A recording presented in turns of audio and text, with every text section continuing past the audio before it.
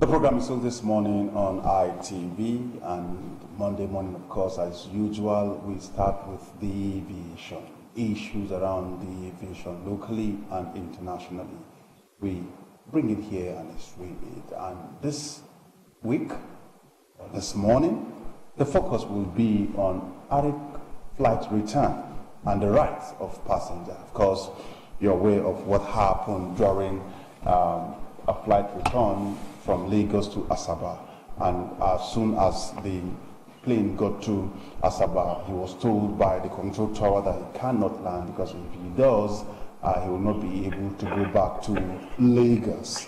And the flight returned back to Lagos with the passengers on board. And we are also told that one of the passengers who had an emergency meeting to attend in Asaba had to board a bus from Lagos to Asaba that same night. Now, to look at this, your own very number one aviation freak, Mr. Gordon Ike, will, of course, give us what we need to know about passengers' bill of rights and what Arik has done, because they believe that they don't owe the passengers anything, and I'm sure that these cannot be done in other developed climes, and the airline refuses to take responsibility. And of course now the aviation freak, Mr. Gordon Ike, is already online, and we'll start the discussion right away. Hello, good morning. Hi, good morning, Joe. Good morning, Mr. Gordon Ike. How was the weekend, Joe? Well, beautiful, and yours? Oh, wonderful, wonderful. Thank God for technology. Yes, I of course told our viewers that you are supposed to be on air this morning, but due to some challenges, we're just begging their forgiveness. Come next week, you'll be live on the studios. By the special grace of God, excuse me, unfailingly. And may I say, wonderful good morning to my dear viewers, and please welcome to the program. Okay, now quickly, let's look at the decision of Arik when they had that flight return from Lagos to Asaba. And of course, their claim is that they don't owe any passenger any form of compensation. That's absolutely irresponsible, Joe. Let me trace the situation clearly for others who want to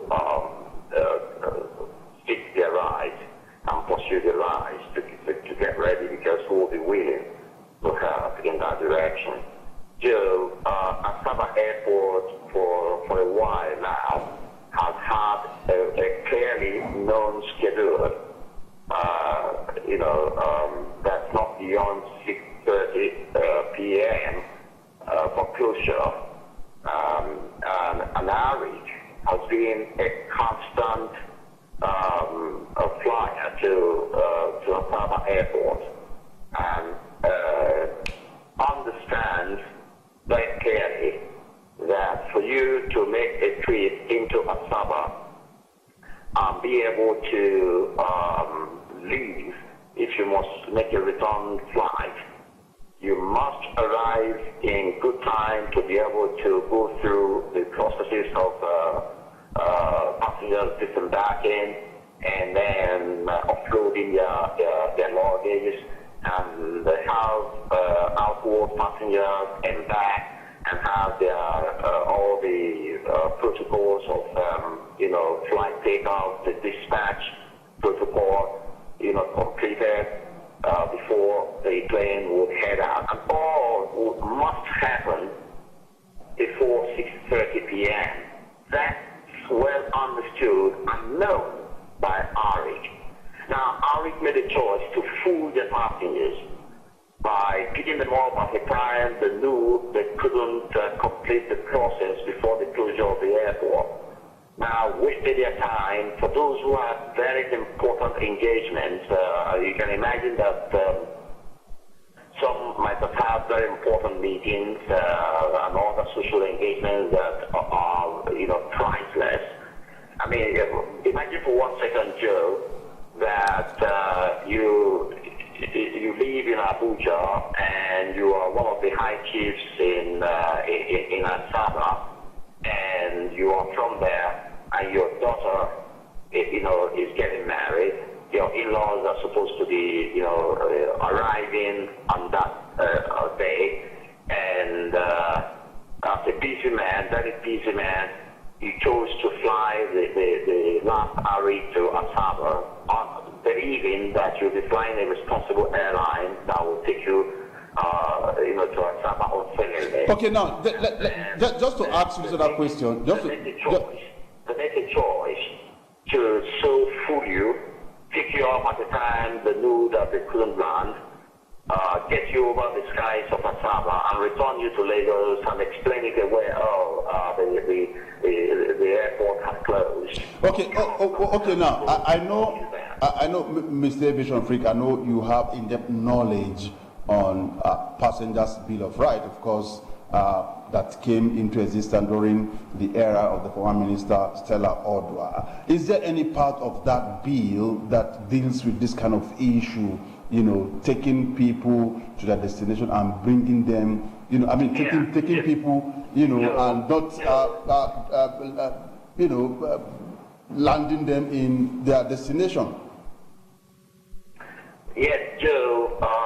I am not going to be giving you, details section by section like the lawyers we do. But I want to let you know and understand that those passengers have had their rights breached by Arik Air. This is one good case that needs to be tried, so that airlines in Nigeria will speak up. If you ask me, I would urge those passengers to find, those of them that are listening to this program or that get this information, to come and with copies of their tickets to ITV and register their names. As soon as we get up to 5 or 10 individuals that will so request that will choose their rights for them, we'll make this a test case and slam some very punitive fines on these airlines. That will be done by a court. And if that happens, I will take it through, even if they have to appeal and go up to Supreme Court. We follow them through to the highest level and make it a known law that this Bill of Rights is a serious document and that airlines must obey and stop these irresponsible activities going on. We can't do on this way as a nation. Okay, now, Mr. Ike, we end to all these nonsensical activities going on so that we can build a nation we can all be proud of. Okay, we have so many agencies within the aviation sector. The FAN is there, of course, NCAA is there, and so many others. Who, of course, among these agencies that should be able to, press Come again. This line broke a little bit. I didn't quite hear what you said. Okay. Okay. What I'm saying simply is that there are so many agencies in the aviation sector. The FAN is there, NCAA is there. And so many others. Among the ones that we have, which of the agencies is supposed to enforce the rights of passenger as it relates to Arik flight return? Squarely on the laps of NCAA, the Nigerian Civil Aviation Authority. That it lies clearly on their laps. And I want to tell you from experience I had just before Christmas when I flew to Lagos and had issues with this same Arik. I remember reporting properly to NCAA and the action those lovely ladies in the airport MM2 NCAA office filled with all ladies. As a matter of fact, I was very thrilled and impressed. They were businesslike. Immediately began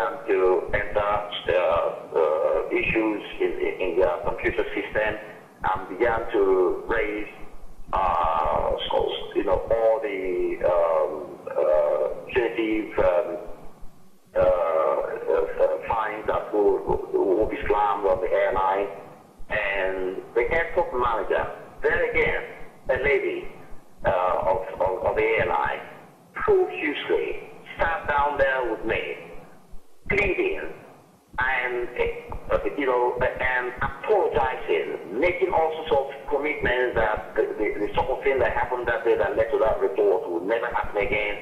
And for 45 minutes, she was actually supposed to be dispatching a flight, as we sat in the LTA office, but she had her assistant, to take on the dispatch of one of the flights that was leaving for Abuja, and profusely pleaded to be forgiven. So it took 45 minutes of watching a diligent, lady, versus diligent ladies of LTA, going ahead doing their job, in order to have the airline punished. And then having this other lady, it was all ladies hotel on that day, in jail, pleading profusely and apologizing that the thing they did would never happen again, for me to say to myself, hey, Lodi, you're not a demon. If this lady, this particular lady from, the manager of the airline at the airport is spent for 5 minutes so profusely pleading, you must forgive her and forgive the airline for her sake. Yeah, but when you look at I'll let go on that day. So what I'm saying to you in effect is that NCAA is ready and waiting. Unfortunately, Nigerians are not pursuing their rights and helping this nation to fix up. If we do not pursue our rights and get these airlines, really punished, they won't sit up. They will continue to play on the emotions of but why should NCAA too much in a hurry? Why from the north in a hurry, running to nowhere and doing nothing? Now, and so, here we are. Go ahead. Now, why should NCAA wait for passengers to come report when, of course, they got every detail that happened in that flight return, and it is no fault of the passengers? Yes, as a regulatory body, it's not in their business to take up matters that are not formally reported to them. Yes, they know that something's gone wrong. It's just like, for instance, you can also ask, why is it that cops are not moving around the country looking for culprits of various crimes and bringing them to the dock and yeah, but we have security agencies. We have security agencies, Mr. Ike. We have the police. We have NDLEA. We have. I'm saying that we have security agencies who, scout for lawbreakers, arrest them, and then take them to court for prosecution. I think the NCAA should have that kind of body too. If NCAA sits as court within the aviation sector. Taking your analogy, Joe, let me ask you, if a police officer is walking up and down the street and a crime has just been committed next door, if nobody runs out of that door to call the officer and say, hey, come here, something has gone wrong here, how is that officer going to know that a crime has been committed? Yeah, but the NCAA cannot claim that they are not aware of what happened. Yes, must file their reports with NCAA and watch them do what they have to do. When they now fail to do what they have to do, this is why we have set up the legal department to begin to look into this matter, and this is a good case. I had the manager of Arik speaking like, I don't know use the word that comes through my mind to describe the way he was arrogantly, talking that, we have no what was that word that he used? That they don't owe the passengers no responsibility, for the airline, to the passengers, that they actually took them to asaba and the airport prevented them from landing. That was absolute nonsense. Absolute nonsense, Joe. Things like this happen only in Nigeria. You run a regular, scheduled flight to a particular airport, which rules and situations you know very clearly. An airport that closes at 6:30 p.m. every day because of lightning instruments to handle flights in the night. You know that very clearly. You've been going there, you go there every day. And then on this particular irresponsible day, you choose to go there at a time that you cannot land and waste people's time and then turn around and say you have no responsibility. That's absolute nonsense, Joe. I hope some passengers can come organization will take up this matter, hire, good lawyers for the first time, test this bill of rights and see what happens. I can tell you that airline will be heavily punished, and others we take a cue from there and get serious. Okay, now if we look at the other side, Mr. Ike, I mean the side of Asaba Airport, it's really not palatable to hear that that airport has issues with lightning, I mean, in the 21st century. You may not be the right person to answer this question, but I know you have an in-depth knowledge when it comes to the issue of aviation, and of course you attended the ICAO forum, World Forum that took place in Abuja. You know these things we are discussing. What does it take for Asaba Airport to have the necessary lightning to enable them to have a 24-hour services in the airport? Joe, wonderful question you just put across. Wonderful question. It takes little or nothing other than putting our acts together, making choices of the best of the instruments that will work for one there, and then packaging the economic value as far as the financing is concerned, taking them to we were told at the ICAO forum that held in Abuja, the only one that's been held outside Canada since 1944. That will show you the respect that that organization has for Nigeria, and of course the influence of the Minister of State that brought that to bear. Now, haven't said that there's one more job to be done. We need to sit down, put the figures together, work out the benefits of having the airport, working optimally, and then presenting them to the appropriate body, raising the funds. We were told clearly that there are so much funds out there, inexhaustible funds out there that can be accessed. We were told how one of the West African countries started one of the best international airports from scratch to the finish without putting $1 of our money. One of the nations in West Africa did that, access the funds and build a beautiful airport from beginning to the end. And so, when we have had airports already built, but we need the appropriate infrastructure for safe flight around the clock, that is cheaper option, isn't it? And we need to just sit down and work. That's all it requires, Joe. Somebody somewhere not working. That's all. That's all. Somebody's not working. Okay, now, Mr. Ike, if you are to be the one to penalize Arik Air for what they've done, what kind of punishment would that be? I would first of all want all the complete provisions of the Bill of Rights, which includes some reform of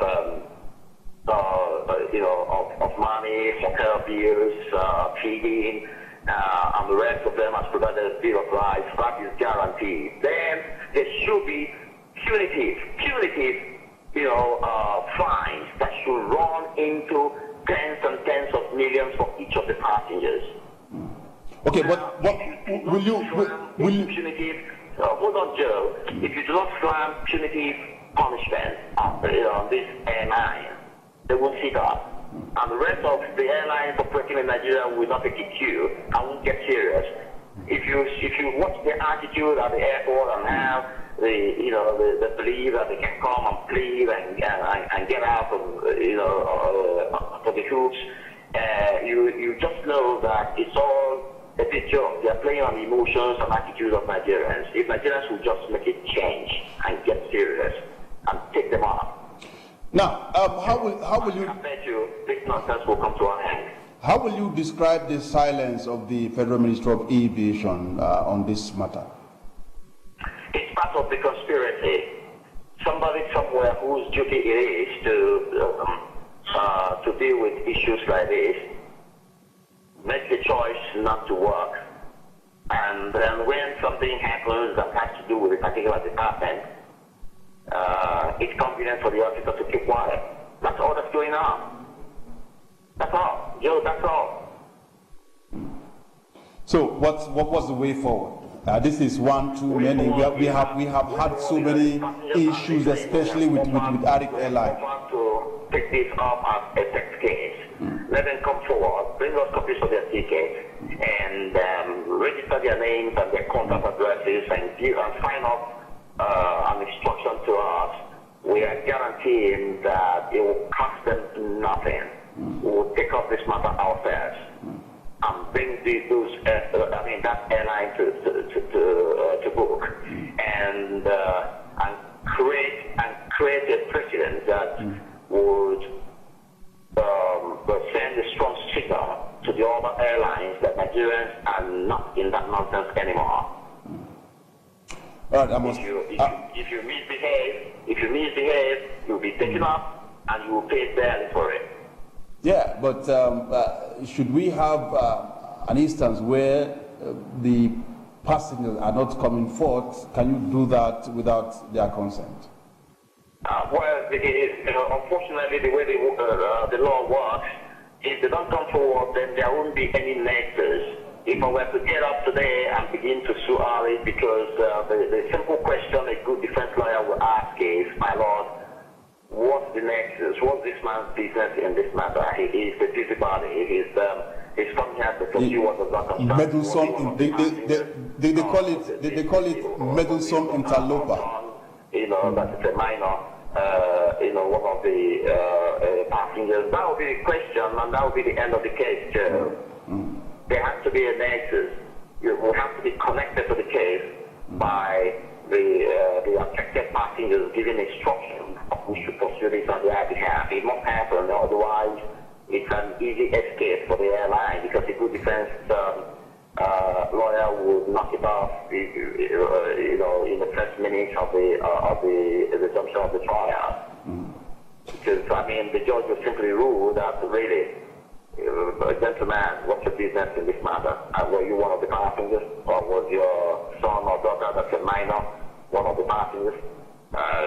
Even if your son or daughter was in the airline but an adult, if he or she does not instruct you to pursue this, you can't even do so. Except that child is a minor. Yeah, but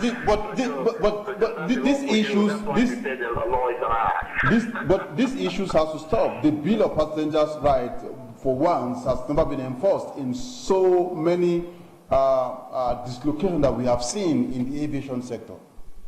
Sorry, go ahead. Come again, Joe. I'm saying that this. Yes, I'm saying that this, with respect of enforcement of passengers' Bill of Rights, we cannot have a right, for passengers, and for once we have not seen that right being enforced. It's like a dog who barks and cannot bite. Yeah. That's why I continue to blame. Excuse me. That's why I continue to blame my fellow Nigerians for not doing what they have to do in order to help this nation. You see, sometimes because of the way we've gone on as a people and as a nation, we think that people who pursue their lives are troublemakers. But in reality, in a country like the United States of America, for instance, what has made that country such an awesome place, where it doesn't matter how big you are or how small you are, once you infringe on the law, once you infringe the law, you get punished, and punished very, very severely. And so the usual balance there is you can break the law if you want. You can go ahead and do whatever you like, but just make sure you're not caught. If you're caught, you must be punished. The word is must, Joe. You must be punished. And moreover here, what do you find? People have grown over and above the law. Some individuals have become so big that even when there's a court pronouncement, it's not obeyed.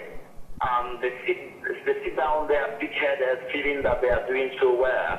But in reality, all we are doing is destroying our nation. If our laws don't work, our nation won't work. It's as simple as that, Joe.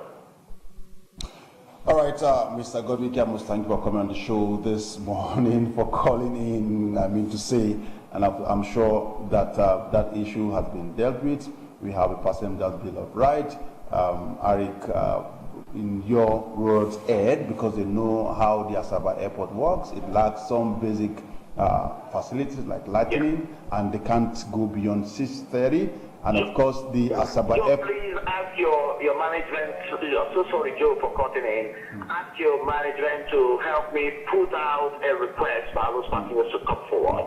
If it will cost them only coming to talk to us, that's all. All right. We will hire the lawyers ourselves and get this case for once and bring to an end all this nonsensical activity. Okay. All right. Once again, our time is up. I must thank you for calling in. That has been with your number one aviation freak, Mr. Godwin E.K. And of course, next week he'll be here and we'll do it live. Okay, we'll take a quick break. When we come back, the program this morning on ITV continues.